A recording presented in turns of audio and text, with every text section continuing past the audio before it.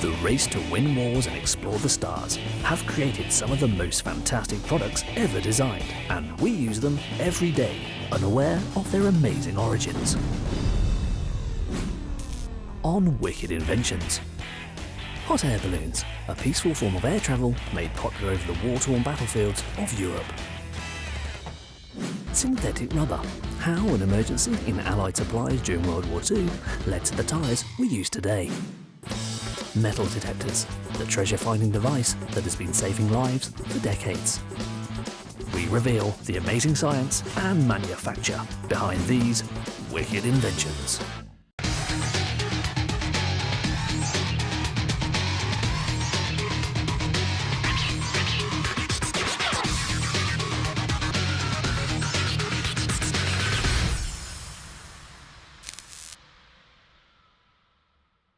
No family occasion or country wedding seems complete these days without the sky lantern. Love them or loathe them, they are a fun way to mark an occasion. But did you know the balloon's popularity can be traced through its wartime use? These paper balloons were used to signal orders to battle in Chinese troops in the 3rd century AD. The principle of the hot air balloon is very simple physics. A material envelope, the balloon, is filled with a lighter than air gas such as hydrogen or helium, or more commonly hot air, to create lift and therefore carry additional mass. It took a while for the balloons to reach Europe, however. The first use of balloons in warfare was by the French. In the Battle of Fleurus in 1794, a balloon operated by the new Republican French troops was sent aloft to direct artillery and observe the enemy. They began as a bit of an entertainment, a quirky thing, but very quickly the French saw the advantage of being able to see in the distance, and that was the beginning. They were also used to great effect in the First World War, although it was a little dangerous for the operator. Can you imagine being an observer in a wicker basket, hanging underneath a balloon at the Battle of the Marne, the Battle of the Somme? You must be ready to leap for your life. These guys were gutsy, but they were vital. In the Second World War, balloons were used to keep enemy aircraft in check. The Second World War, of course, you have them as the barrage balloons to prevent planes coming too low to do their damage above important sites. The introduction of the hot air balloon as a military piece of equipment really did open up a new dimension of warfare, because it took your observers, first of all, high up into the air. It is a massive step forward for the military machines of the world. The balloon, truly a wicked invention.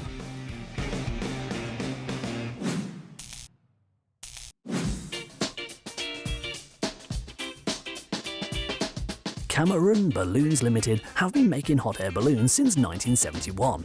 This was following the construction of the Bristol Bell, which was the first modern hot air balloon in Western Europe. Started very small in the basement of the house I was living in at the time, and gradually grew over the years. They are the biggest manufacturer of hot air balloons in the world. Cameron Balloons sends its balloons all over the world. We send them to Myanmar, where people fly tourists over the ornate temples there. They go to Kenya, where they fly over the wild animals. And I think there are very few parts of the world where they haven't flown. There's no such thing as an average hot air balloon because they're all individual and bespoke. But I suppose it takes us between 6 and 12 weeks to make a balloon, sometimes a bit longer if it's a complicated special shape, and we make probably between 90 and 120 balloons a year.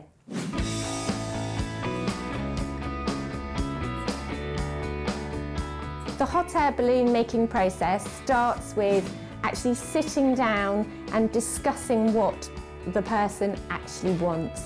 Once we've got that established, we can then put it into production. There's quite a lot of design and planning and artwork set up that happens, and then it can go into cutting, where all the fabric and the tapes and all the materials are got together for the fabric part of the balloon. The material that will form the balloon itself is cut into all of the different shapes that are required using a computer-controlled cutter. Different materials are used in different parts of the balloon. The main ones we use for hot air balloons are one called Hyperlast, which is used at the top of the balloon. It's a very slippery, strong fabric, very heat resistant. And in the middle section of the balloon, we use a ripstop nylon, which is very light, very strong, and it's even lighter than your normal computer paper at home. And at the bottom of the balloon, we use a fabric that's very similar to racing car drivers' suits. It's very heat resistant because, of course, that's where the radiant heat from the burner is. The different pieces are sorted into sections for easy identification later on. Meanwhile, the burners that supply the hot air to the balloon are built from scratch in the factory. When we use any metalwork in a hot air balloon, we've got that constant battle of having something that's really strong, really reliable, but we want to reduce the weight on it. So these days we can use things like titanium, but we tend to use a lot of stainless steel to make it really robust and reliable for our customers. Cameron Balloons have developed materials over time to suit the robust needs of a hot air balloon. Making a hot air balloon last is one of our big problems. Fabrics have to be chosen very carefully. We do extensive testing of fabrics to check on the durability. Materials are constantly tested along the production process to ensure they meet with quality and safety standards, as well as ensuring the balloon is going to last a long time. We check the effect of ultraviolet light on the fabrics, we check the effect of heat, we do tensile tests, and we have different weights of fabric for different balloons. The material pieces are then sewn together, incorporating the load straps that form the structure of the balloon and bear the weight of the basket, burners and passengers. The overall construction of a hot air balloon is actually quite simple. There's a load ring at the very top of the balloon. From that point there carries some tapes which come down to a load ring at the burner. So the fabric just holds in the hot air. The load tapes carry the load, and the ring at the top and the ring at the bottom actually help suspend all of that. Despite the development of new alternatives, the passenger carrying baskets are still made from traditional materials. The basket is still woven from willow and cane. In some ways it's surprising that we still use these very old-fashioned methods, but nothing has come along that's better, because the woven basket gives a kind of springiness and resilience which cushions the effect of a bumpy landing. The baskets are fitted out with leather-covered padding and trim, depending on what the customer requires. We not only have to apply all the customer's requirements for different colour trim and cushions and so on, but this is the place where the passengers and the fuel tanks will be. It has to perform under duress, and in fact it has to do drop tests and various crush tests.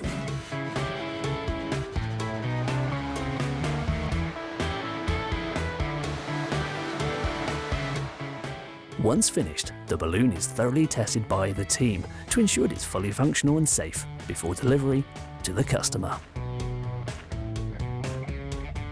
We continually inspect our work as we go along, and then we go to a final test and inspection stage. And this we do all together on every part of the balloon to make sure that we are 100% happy with it, so we can hand on heart give it to our customers with full confidence. The balloon, truly a wicked invention.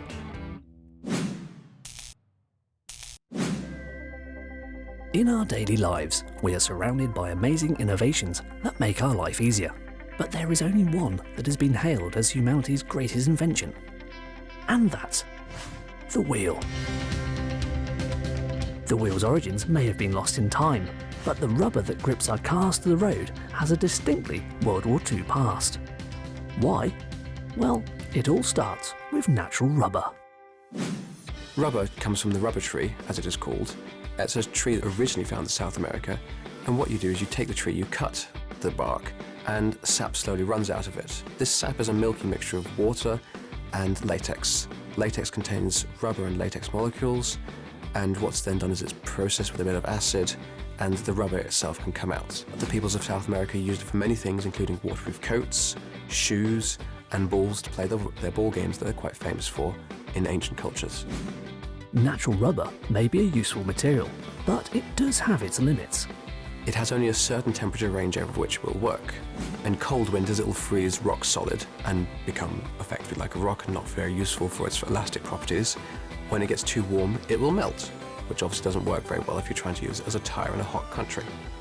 In 1839, Charles Goodyear accidentally stumbled on a way to improve natural rubber's versatility, called vulcanization.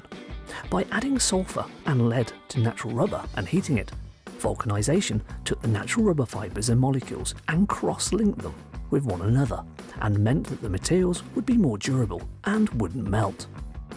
A property of a compound when it melts is the molecules slide past each other. If it is cross-linked, then the compound hasn't had that ability and retains the stretchiness of rubber over a greater range of temperatures. This new, altered rubber had even greater uses, including tyres. Rubber is used in car tyres because most road surfaces are not uniform. They're not flat, you've got bumps, you've got potholes. Rubber is great because it's flexible, it can conform to whatever it's put on, and this conformity, as well as having pressurized tyres, allows rubber tyres to go over most surfaces. You go over a rock, it'll deform to go around the rock and still grip on the rock, but then as soon as you pass the rock, the tyre will return to its normal shape. So what's happening here is the rubber is in contact and you have a force of friction. The force of friction is directly proportional to the weight of the car or the vehicle on the road. So the world went crazy for rubber tyres. But what is the World War II connection? Well, the limited geographical spread of the world's rubber tree plantations meant that when the Japanese invaded Southeast Asia in 1941, the majority of the world's rubber production was under their rule. With the US entry into the war, their armed forces required vast amounts of rubber to take the fight to the Japanese. With their natural rubber stocks dwindling, synthetic rubber seemed like the only solution. Invented in 1879, this was the first time that synthetic or man-made rubber would be produced on an epic industrial scale. So during World War II, the Japanese started taking over the plantations in Southeast Asia, and that constrained the world's supply of rubber. The US was entering the war and it needed supplies of rubber in order to man the battleships, the destroyers, and everything in parts of the munitions in the war effort. The problem was they had 1 million tons worth of rubber and were going through it at a rate of about 600,000 tons per year, so a year and a half supply at most. They formed a rubber reserve committee so that all scraps of rubber could be taken in and recycled and remanufactured and reused. About 3 years later, towards the end of the war, they'd worked out enough factories to produce 70,000 tons per month instead of 231 tons per year. And this obviously greatly increased the ability for the US to help the Allies to fight the war. Synthetic rubber was going to keep the US war machine moving during the dark days of the early 1940s. But what was the chemical alchemy behind this war-winning technology? Synthetic rubber was originally developed by William Tilden in 1879. He worked out that he could take isoprene and polymerize it. Later on it was discovered that adding sodium to the mixture you could increase the polymerization and thus produce synthetic rubber quite quickly. From the success of its use in World War II, synthetic rubber never looked back. And today it is used far more than its natural rubber cousin. Indeed, 70% of all road tyres are made from synthetic rubber. So the next time you take a trip in your car or a ride on the bus, just think you are travelling on a material that was developed to win World War II.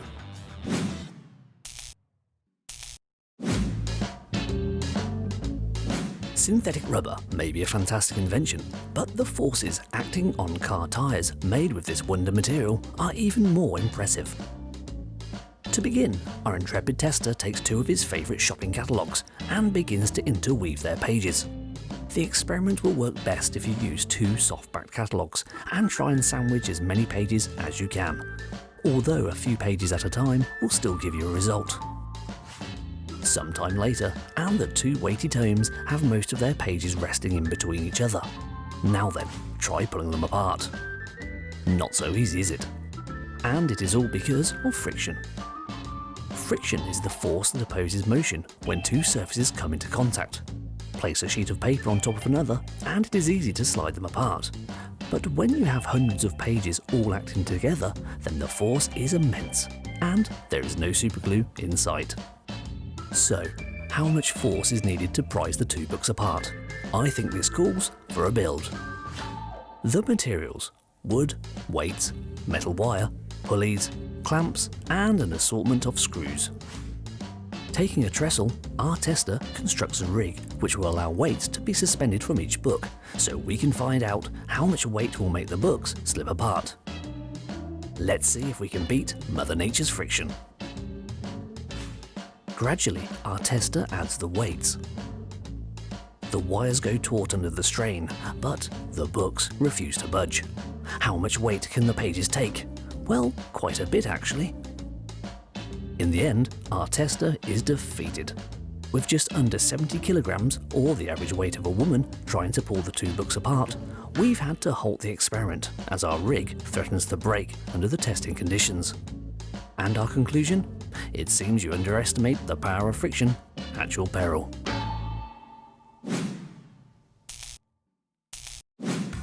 The lure of finding buried gold and precious metals draws thousands around the world to the popular hobby of detecting. Detectorists, as they are called today, have found fabulous hoards of golden sword parts or Roman-aged coins, but these treasures have sat undetected for centuries due to no accurate method of searching being available. All that was to change, however, in 1919 with the construction of a practical metal detector. The science behind this invention consists of two electromagnetic coils. In your metal detector, you're sending an electrical current through the sender coil. The changing of that electrical current creates a changing magnetic field, a magnetic pulse in the detector. This pulse goes into the ground, and where it is picked up by a metal object, the changing magnetic pulse causes a current to be generated in the metal. And that current then generates, in turn, a magnetic response that your metal detector is now picking up through the receiver coil. And that then, in turn, generates a changing current in a metal detector that is used to signal that you have found an object in the ground. With such accuracy to hand, it may surprise you to learn that the first use of these devices was not to hunt man-made treasures or precious ore, but to clear the battlefields of France after World War I. By World War II, a Polish inventor had successfully adjusted the design into a lighter, more user-friendly assembly. With the German army in the deserts of North Africa beaten soundly at El Alamein, the Allies were in full pursuit. Closing in on the enemy, the Allies were stopped in their tracks by minefields that stood in their path. But, armed with the Polish mine detector, Allied troops were able to find and dig up the explosives from the ever-shifting sands. Metal detectors today have found their use in many applications. They play their part in the war on terror by scanning passengers for hidden weapons at airports, and were widely used in the recent conflicts in Iraq and Afghanistan. Of course, metal detectors aren't just used for security and war.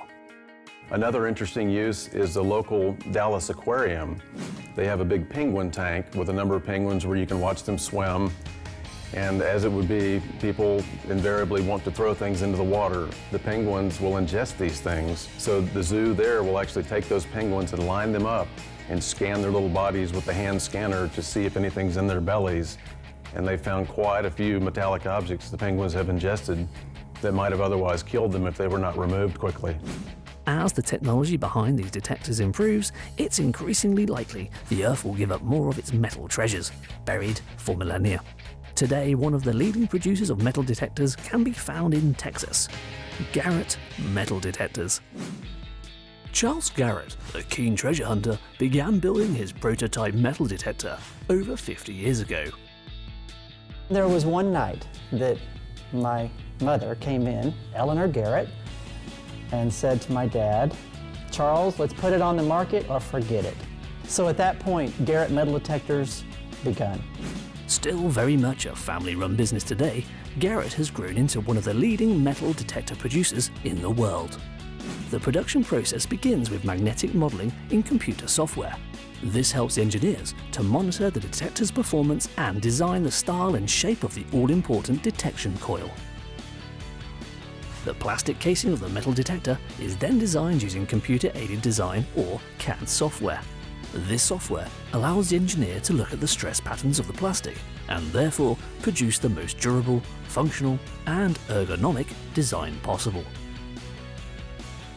The component parts, connecting wires and other elements of the circuit board are then mapped out on a computer. Once this is done, it is then time to put the electrical components onto the circuit board. Firstly, the solder paste is printed onto the circuit board, ready for the board to be moved onto the pick and place machine. The many different components that make up the metal detector's circuit board are picked from a reel by a high-speed pick and place machine and places them onto the board. Using automated processes such as these allows for a combination of extremely high accuracy, as well as fast production of the circuit boards. The boards are then placed through a reflow oven, in which the solder paste is heated and therefore fuses it to the components and the board, allowing it all to be held in place. Metal detectors have been around for a long time, but their evolution has really paralleled the evolution of electronic circuitry. Roll up to today, where we use the most sophisticated microprocessors and digital signal processing, low cost, low weight, low power components to really put a tremendous amount of processing power in a small package. A key element of any metal detector is of course the search coil. The coil is made by winding copper wire on a plastic bobbin. This winding machine is custom designed and computer controlled so that the number of windings, location of the wires and the tension can be extremely consistent. The coil is then passed on to the coil wiring line.